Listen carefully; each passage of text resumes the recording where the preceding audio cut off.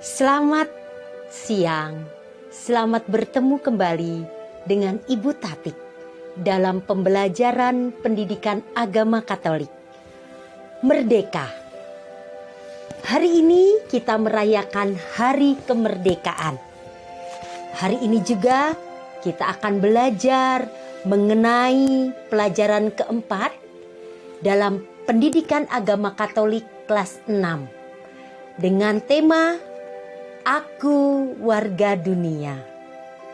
Bertepatan dengan Hari Kemerdekaan, kita menyadari bahwa kemerdekaan Indonesia bukan hanya bagian dari seorang pribadi saja, tetapi menyangkut banyak orang, menyangkut hajat hidup orang banyak. Mari kita memaknai kemerdekaan untuk memaknai diri sebagai warga dunia. Oke, sudah siap belajar? Kalau sudah, mari kita persiapkan hati dan budi kita. Kita berada di dalam dunia. Maka pelajaran 4 di kelas 6 berjudul Aku Warga Dunia. Tujuan pembelajaran hari ini adalah menyadari bahwa kita adalah bagian dari globalisasi. Yang kedua, kita mengetahui berbagai bidang yang berkaitan, yang berhubungan dengan manusia, yang memperkuat persaudaraan dan perdamaian. Yang ketiga, kita mau melakukan tindakan kepedulian terhadap keprihatinan dunia. Yang keempat, kita akan melihat bagaimana sikap gereja dalam mempraktekkan perdamaian dan keadilan. Yuhu! Sudah siap? Ibu Tatik mau bertanya, apa arti globalisasi? Silahkan kalian mencari di buku cetak, searching, boleh. Silahkan. Ada yang sudah dapat? Apa? Apa nah? Ya, benar. Globalisasi adalah keadaan di mana sekat-sekat antara bangsa di dunia semakin tidak jelas. Teknologi dan informasi komunikasi menjadi penghubung. Tidak ada lagi batas-batas. Orang bisa berkenalan, bisa melakukan apapun melalui era globalisasi. Nah, coba Ibu Tatik mau bertanya.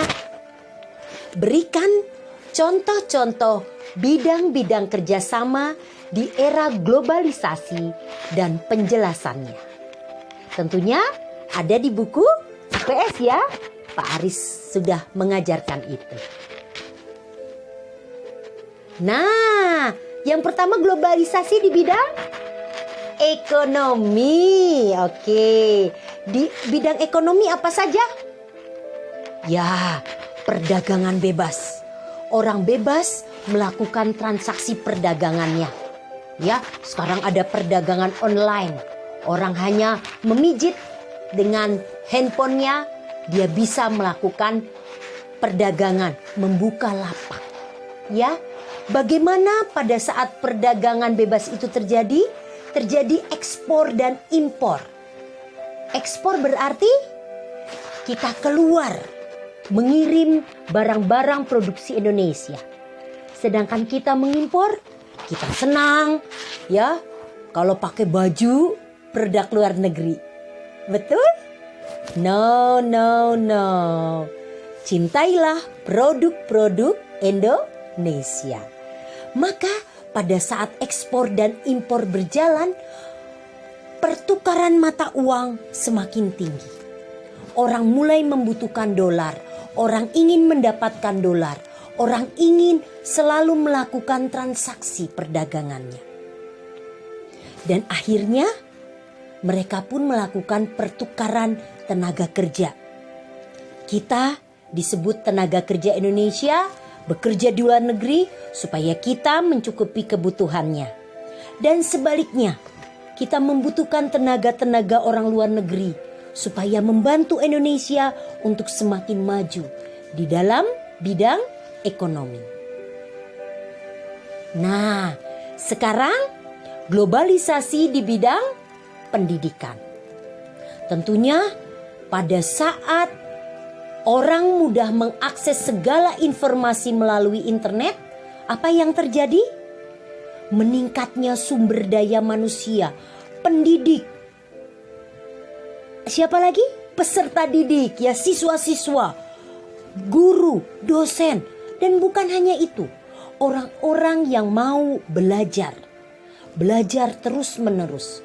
Akhirnya orang itu mau melakukan pertukaran pelajar untuk meningkatkan sumber daya manusia yang dapat menguntungkan negara. Nah, ini terjadi dalam globalisasi pendidikan. Globalisasi apa lagi? Ya, globalisasi politik. Terkenal dengan kita tergabung di ASEAN. Tentunya kalian tahu ya ASEAN apa? Di pelajaran IPS, ya. Ibu Tatik tidak akan menerangkan, tetapi kamu harus lebih tahu, lebih paham karena dipelajari di ilmu pendidikan sosial, ya. Nah, pertanyaan Ibu Tatik, apa tujuan dari globalisasi? Apa tujuannya?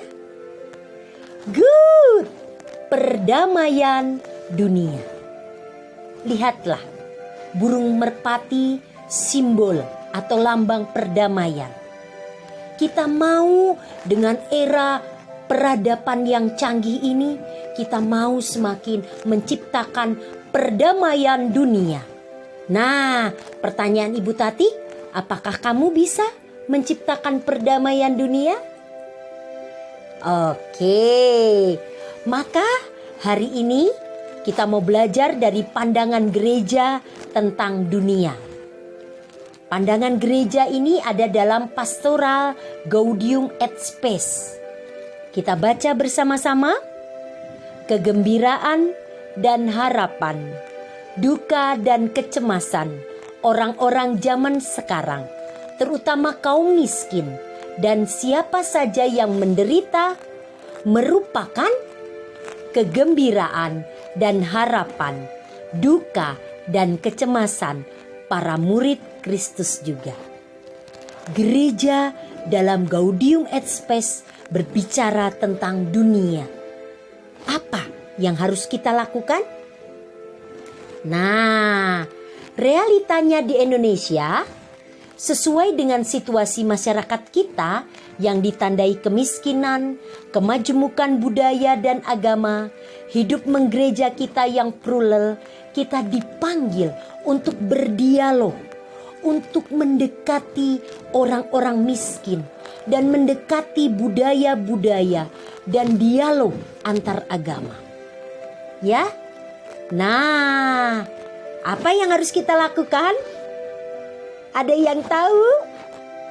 Mari kita beraksi untuk keadilan dan perdamaian. Yang pertama adalah berdamailah dengan diri sendiri. Caranya bagaimana? Menerima diri apa adanya, mengolah potensi, kemampuan, bakat, kehebatan yang ada di dalam diri. Kedua, berdamailah dengan alam. Cintai alam, jangan buang sampah sembarangan. Gunakan olah sampah menjadi sesuatu yang lebih berharga. Ya, maka kamu bisa mencintai sesama. Mencintai sesama dengan cara mau rukun, berdamai, berdialog.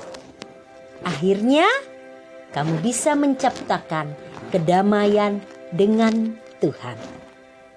Selamat belajar, selamat merdeka. Semoga Tuhan memberkati usaha kita menciptakan perdamaian. Salam Veritas, semangat perubahan, semua untuk Tuhan.